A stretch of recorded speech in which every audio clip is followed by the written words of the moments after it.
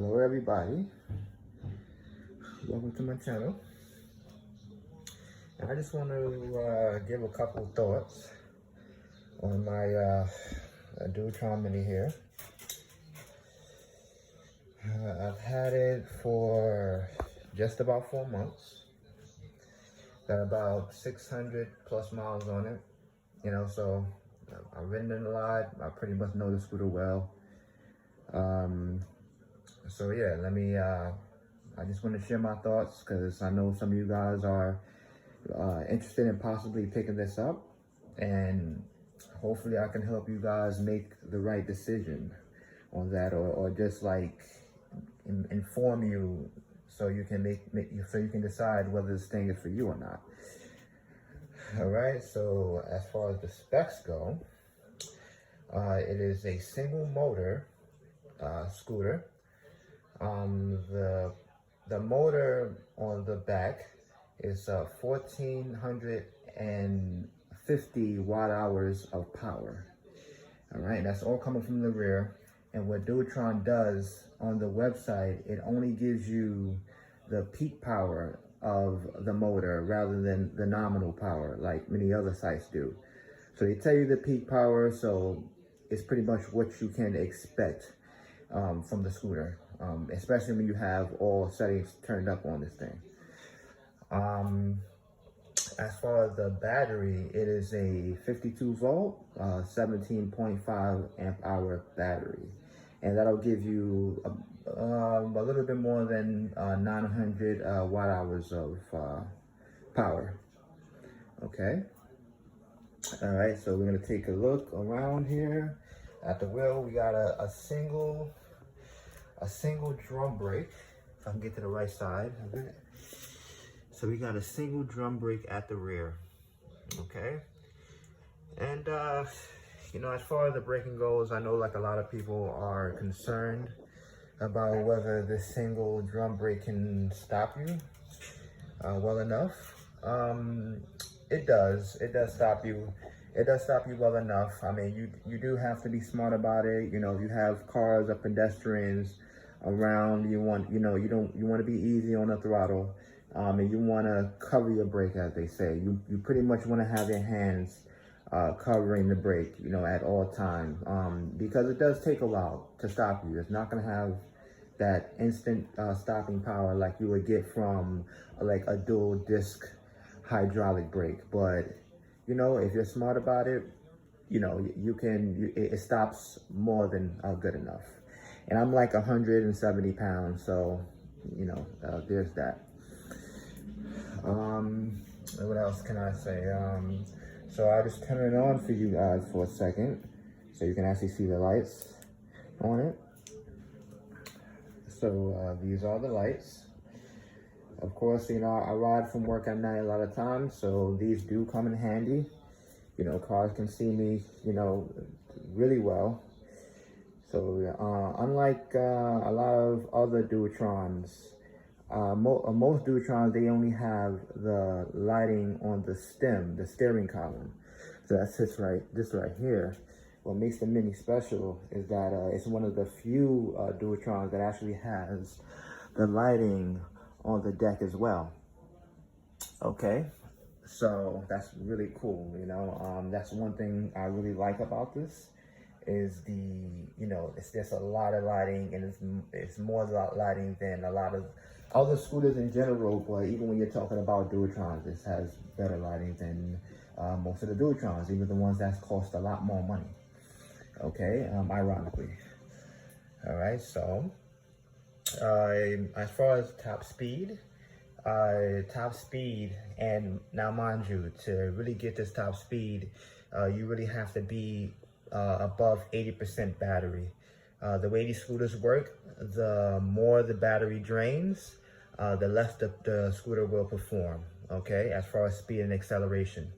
The top speed, and again, you probably gonna have to be over 80% battery to get this, is 32 miles per hour. And I have gotten there, and this has been confirmed through GPS, but this was pretty much at a bike racetrack I was on. So like really smooth road, there's nobody around. I can just hit the throttle and just like let the scooter go as fast as it could. And I was able to get it to 32 miles per hour. But the majority of the time when I'm just out on the street, and just like normal roads, most of the time the top speed is about 29, which is really fast. Okay, when you're talking about on the scooter, if you guys haven't ridden the scooter at 29 miles per hour, it becomes somewhat scary when you get into those top speeds. I mean, especially with this a scooter that has these 8.5, some would say 9-inch wheels.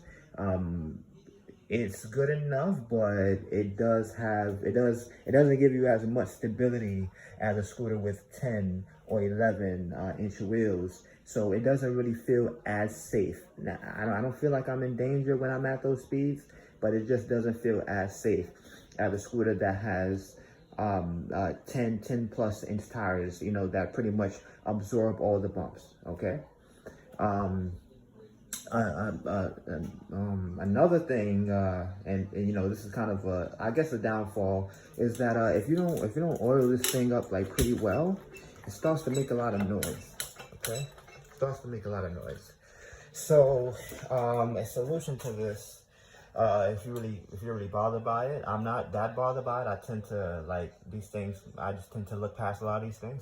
But if you're bothered by it, you can actually unscrew these two, and the whole steering column will lift up, and you can just spray some WD-40 or some really high quality lubricant. You can like put in once you lift up the steering column, and then you can in this space right here, you can just put WD-40 inside there, and that should solve the issue.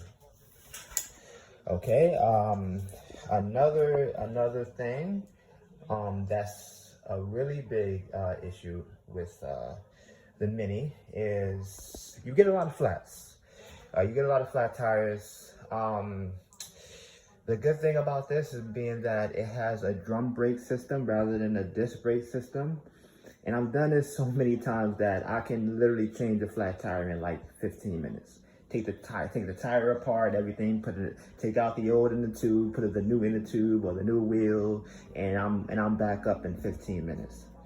You know, and after a while, you're actually gonna learn how to mitigate flats.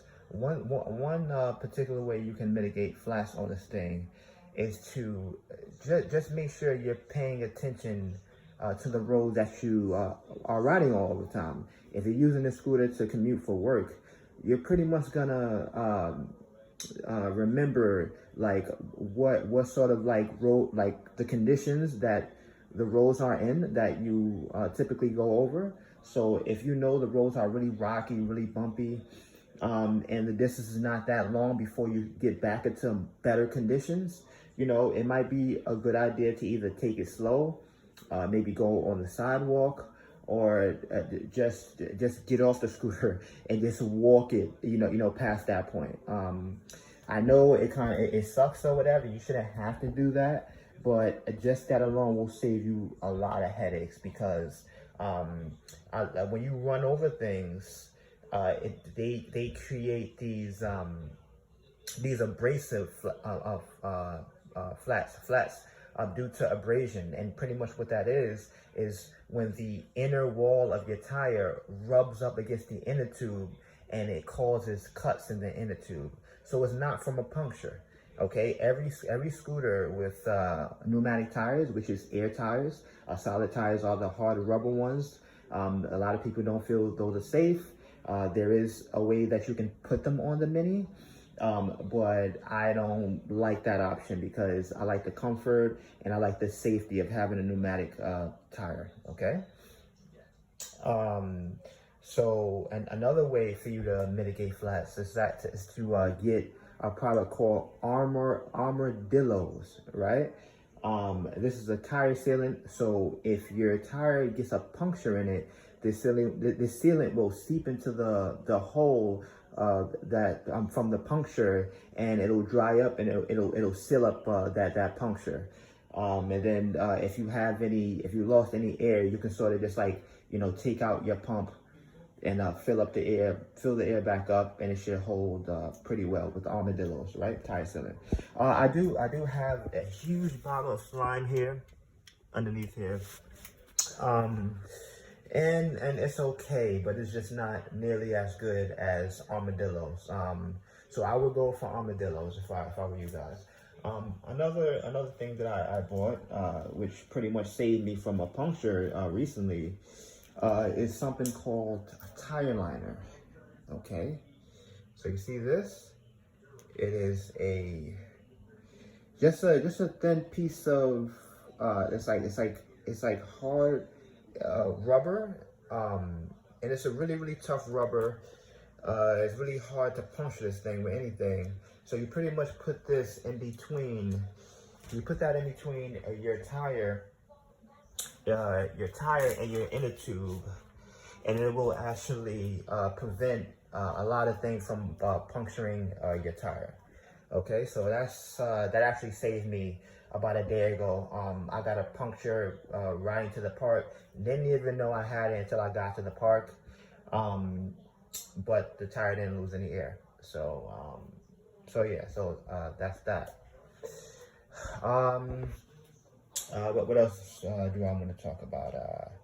As far as the weight, it's 49 pounds. Okay, before you add anything to it. So it's pretty light. You can, it's small enough for you to use as a last mile solution. Take it, pick it up, take it up flights. If you take the train or whatever, take it down flights, and you can do that like pretty easily. So that's the one thing that's great about the Mini compared to other Dualtrons, with the exception of the Spider. The Spider is a dual motor scooter, so it has the motor in the front and the back. But ironically, the Spider is actually lighter than the Mini. But the issue is with the Spider, it just has a tendency to, components on it, some people it has broken on some people. So, that's just like another headache that some people are not going to be willing to deal with. If you're good at fixing things, you might be okay with it. But a lot of people aren't okay with dealing with that kind of stuff. Okay, so that's pretty much my thoughts that I have.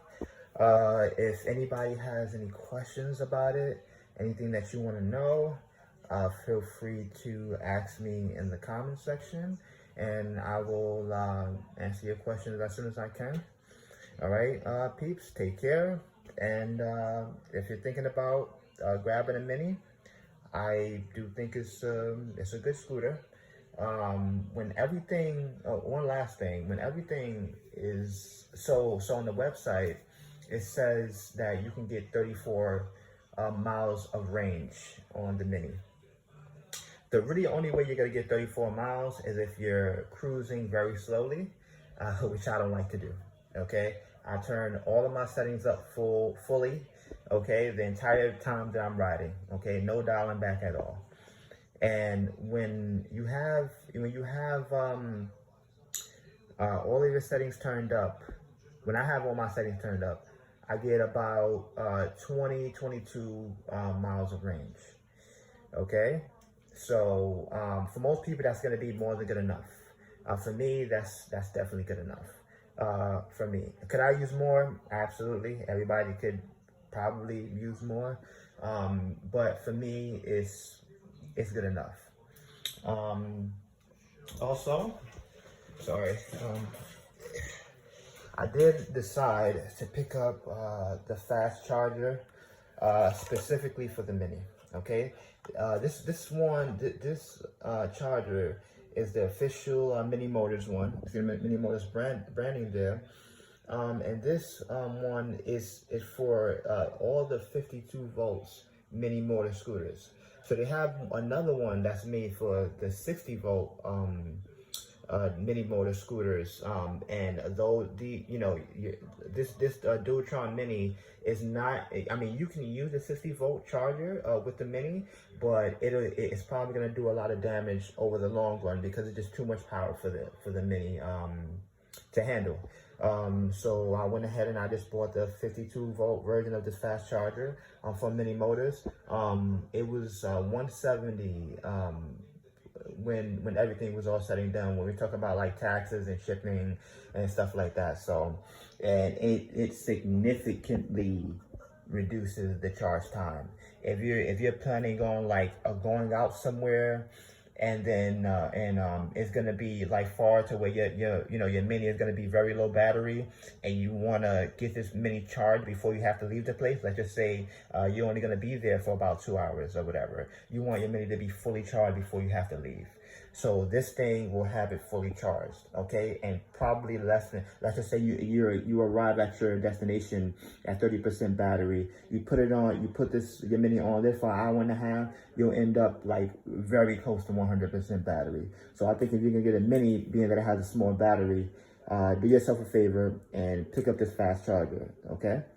It'll save you a lot of time and a lot of headache, okay? All right, guys, again, feel free to ask questions. Bye-bye.